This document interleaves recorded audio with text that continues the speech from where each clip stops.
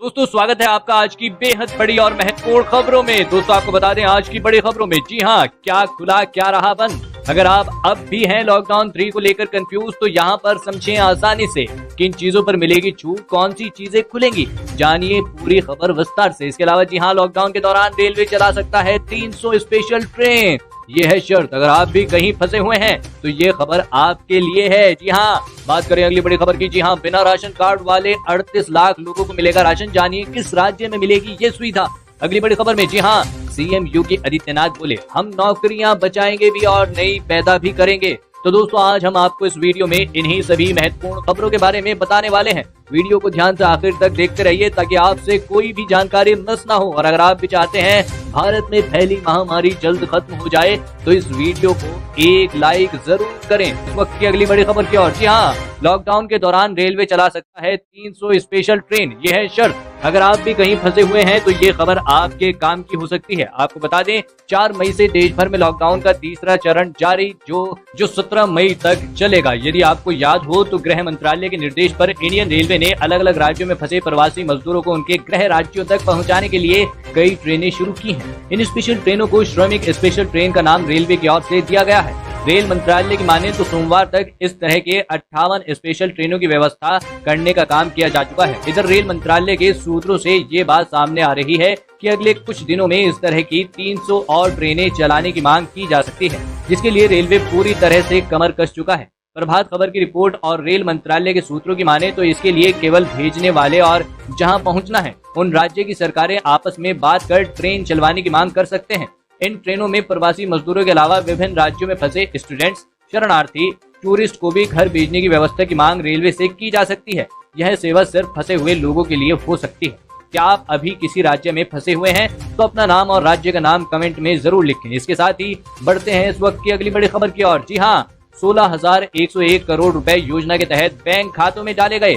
आधार आधारित ट्रांजैक्शन हुआ 2 गुना। दोस्तों आपको बता दें सरकार द्वारा गरीबों और मजदूरों के लिए बहुत सी योजनाएं चलाई जा रही हैं, जिनमें से कुछ योजना का पैसा सीधे लोगों के खातों में भेजा जा रहा है। दोस्तों आपको बता दें कोरोना वायरस के चलते जारी देशव्यापी लॉकडाउन के दौरान रोजाना आधार एनेबल्ड पेमेंट सिस्टम के जरिए रोजाना ट्रांजैक्शन 2 गुना बढ़कर 113 करोड़ रुपए हो गया है। वित्त मंत्रालय ने एक ट्वीट में कहा कि 43 करोड़ के लेन देन में से 16,101 करोड़ रुपए के खातों में भेजे गए हैं। जी हाँ, बता दें कि लॉकडाउन में सरकार की ओर से डीबीटी स्कीम्स में पैसे भेजे जा रहे हैं। लॉकडाउन में रोजाना औसतन एईपीएस लेन देन 2 गुना होकर 113 लाख हो गया है। इस दौरान 43 करोड़ लेन देन में कुल 16,101 करोड़ रुपए खातों में भेजे गए थे। क्या आपके खाते में सरकार द्वारा चलाई गई किसी योजना का पैसा अभी तक आया है या नहीं, कमेंट में लिखकर जरूर बताइए। इसी के साथ बढ़ते हैं इस वक्त की अगली बड़ी खबर की ओर। जी हाँ, बिहार व उत्तर प्रदेश ने स्पेशल ट्रेन के जरिए श्रमिकों के लौटने की अभी नहीं दी मंजूरी, जानेंगे पूरी खबर विस्तार से। दूसरी तरफ श्रमिकों ने अपने घर जाने के लिए आवेदनों की संख्या 8.30 लाख पहुंच गई है। बिहार के लिए 305 और उत्तर प्रदेश के लिए 4.40 लाख लोगों ने अपना नाम रजिस्टर्ड करवाया है। यानी पंजाब से 3/4 श्रमिकों ने अपने घर वापसी के लिए आवेदन कर दिया है। इतनी बड़ी संख्या में श्रमिकों को उनके घरों में वापस भेजने का एक बड़ा ऑपरेशन शुरू करना पड़ेगा, जो आसान नहीं होगा। इतने श्रमिकों की स्क्रीनिंग कौन करेगा, ये अपने आप में बहुत बड़ा सवाल है। आप अभी किस राज्य में फंसे हुए हैं, कमेंट करिए। इसी के साथ बढ़ते हैं इस वक्त की अगली बड़ी खबर की ओर। जी हाँ, बिना राशन कार्ड वाले 38 लाख लोगों को मिलेगा राशन, जानिए किस राज्य में मिलेगी ये सुविधा। दोस्तों आपको बता दें लॉकडाउन 3.0 में प्रभावी दिशा निर्देशों के बीच मुख्यमंत्री अरविंद केजरीवाल समेत उनके कैबिनेट सहयोगी व आला अधिकारी सोमवार को दिल्ली सचिवालय पहुंचे। जी हां, यहां केजरीवाल की अध्यक्षता में कैबिनेट बैठक हुई।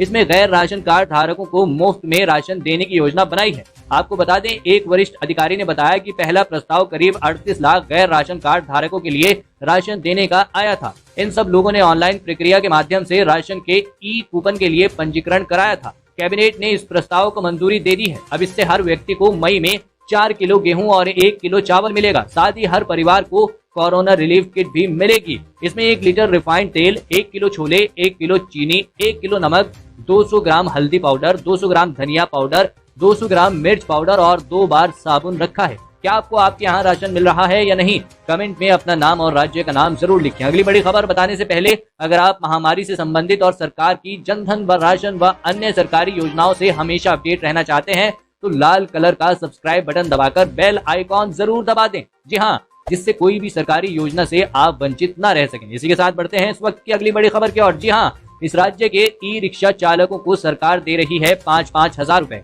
जानिए किन लोगों को मिलेगा फायदा। आपको बता दें, ई रिक्शा चालकों को भी मिलेगी वित्तीय सहायता। जी हाँ, ऐलान हो गया है। दरअसल दिल्ली सरकार कोरोना संकट में अपनी कमाई गंवा चुकी ऑटो और ग्रामीण सेवा समेत पैरा ट्रांजिट वाहन चालकों को 5,000 रुपए की एक मुश्त वित्तीय सहायता दे रही है, लेकिन इसके दायरे में ई रिक्शा चालक नहीं आते थे। सोमवार को दिल्ली कैबिनेट ने इस योजना को विस्तार से देते हुए प्रत्येक पैरा ट्रांजिट वाहन के परमिट होल्डर के साथ साथ दिल्ली में पंजीकृत ई रिक्शा मालिकों के लिए भी 5,000 की एक मुश्त सहायता राशि देने को मंजूरी दी है। एक अधिकारी ने बताया कि इस योजना का फायदा पैरा ट्रांजिट वाहनों के 60,000 से अधिक परमिट धारकों और दिल्ली में पंजीकृत ई रिक्शा के मालिकों को मिलेगा। जी हाँ, इसी के साथ बढ़ते हैं इस वक्त की अगली बड़ी खबर की ओर। जी हाँ, क्या खुलेगा क्या रहा बंद। जी हाँ, अगर आप अभी भी लॉकडाउन 3 को लेकर कंफ्यूज हैं तो यहाँ पर समझें आसानी से किन चीजों पर मिलेगी छूट, कौन सी चीजें खुलेंगी। जानिए पूरी खबर विस्तार से। दोस्तों आपको बता दें, केंद्र की ओर से लॉकडाउन 3 की घोषणा करते वक्त कुछ गाइडलाइंस जारी की गई थी। शराब की दुकानों को लेकर भी नियम तय किए गए थे। बावजूद इसके लोगों के बीच गाइडलाइंस को लेकर असमंजस बना हुआ है। हम आपको बता रहे हैं कि किस जोन यानी कि रेड, ऑरेंज और ग्रीन के लिए क्या दिशा निर्देश हैं। जी हाँ, आपको बता दें, अगर आपका जिला या राज्य इन जोन के अंदर आता है तो आपको किन चीजों की रोक हो सकती है। जी हाँ, सबसे पहले बात करें रेड जोन की, तो अगर आपका जिला रेड जोन में है तो आपके लिए ये नियम लागू होंगे। आपको बता दें, आरोग्य सेतु ऐप अनिवार्य होगा। कंटेनमेंट जोन में कॉन्टैक्ट ट्रेसिंग, निगरानी, घर घर जांच, जोखिम के आधार पर लोगों को क्वारंटाइन करने जैसी कवायद तेज होगी। ऐसे जोन में दूध, सब्जी की आपूर्ति और मेडिकल इमरजेंसी के अलावा किसी भी तरह की आवाजाही प्रतिबंध होगी। जी हाँ, इसके अलावा मंजूरी लेकर कार में ड्राइवर के अलावा 2 व्यक्तियों को जाने की इजाजत होगी। अनुमति के साथ बाइक पर 1 व्यक्ति आ जा सकेगा। इसके अलावा आवश्यक उत्पादों, दवा, मेडिकल या IT उपकरण, जूट उद्योग खुलेंगे। जी हाँ, और cycle, rickshaw, auto rickshaw, taxi या कैब नहीं चल सकेगी।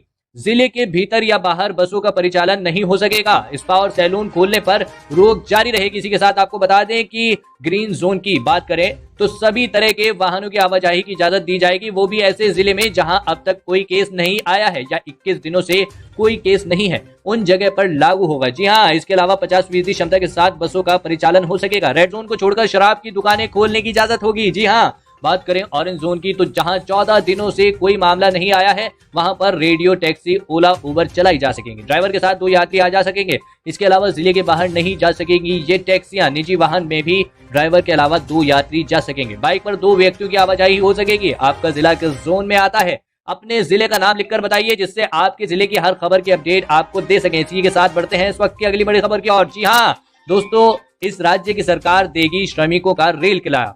आज चलेंगी इस जगह के लिए पहली स्पेशल श्रमिक ट्रेन। जी हाँ दोस्तों, आपको बता दें, श्रमिकों को उनके राज्यों में भेजने का खर्च पंजाब सरकार उठाएगी। मुख्यमंत्री कैप्टन अमरिंदर सिंह ने ट्वीट करके यह जानकारी दी है। उन्होंने कहा कि राज्य सरकार श्रमिकों के रहने, खाने, पीने आदि सभी तरह की सुविधाओं का इंतजाम करने के लिए तैयार है। लेकिन अगर फिर भी श्रमिक अपने अपने देश में जाना चाहते हैं, जी हाँ, तो राज्य सरकार इसका पूरा खर्च वहन करेगी। सूत्रों के मुताबिक दूसरी ओर आज पंजाब से पहली स्पेशल श्रमिक ट्रेन चलेगी। यह ट्रेन जालंधर से झारखंड के डाल्टनगंज जाएगी। जी हाँ, इसी के साथ बढ़ते हैं इस वक्त की अगली बड़ी खबर की ओर। जी हाँ, लॉकडाउन के बीच भारत की बड़ी तैयारी। 24 फ्लाइट से वापस लाए जाएंगे विदेश में फंसे 14,000 से अधिक लोग। दोस्तों आपको बता दें, कोरोना वायरस की महामारी के कारण अन्य देशों में फंसे भारतीयों को वापस लाने के लिए भारत सरकार ने एक बड़ी योजना तैयार की है। इसके तहत विदेशों में फंसे 14,800 लोगों को वापस लाने के लिए आने वाले सप्ताह तक कम से कम 64 फ्लाइट संचालित की जाएंगी। इस योजना की शुरुआत बुधवार से होगी।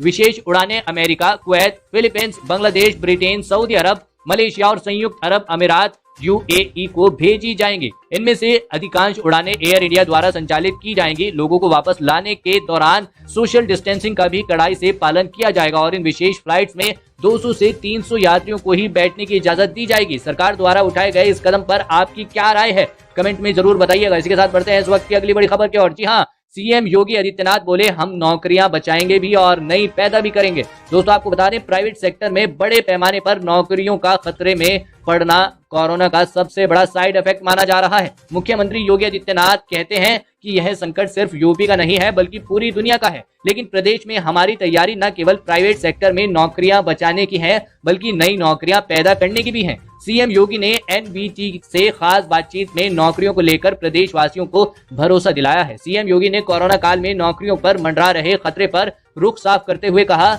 हमने प्राइवेट सेक्टरों को बता दिया है कि लॉकडाउन की वजह से ना तो किसी की नौकरी जानी चाहिए और ना ही किसी के वेतन में कटौती होनी चाहिए। जी हाँ, इसके लिए अफसरों की टीम सतत नजर बनाए हुए है। वहीं यूपी में एक्सप्रेस हाईवे, इंडस्ट्रियल हाईवे का जाल बिछ रहा है, जिससे देश ही नहीं बल्कि विदेश की कंपनियां भी हमारे यहाँ निवेश कर सकेंगी। जी हाँ, क्या आपका भी रोजगार इस लॉकडाउन से छूट गया है? हमें कमेंट में बताएं। दोस्तों, ये थी आज की कुछ महत्वपूर्ण और ताजा खबरें। उम्मीद करते हैं इससे आपको काफी कुछ महत्वपूर्ण जानकारी मिली होगी। बस इसके बदले में इतना ही चाहते हैं कि आप इस वीडियो को लाइक कर दें, शेयर कर दें, क्योंकि आपका लाइक और शेयर करना ही हमारी मेहनत का फल होता है। धन्यवाद।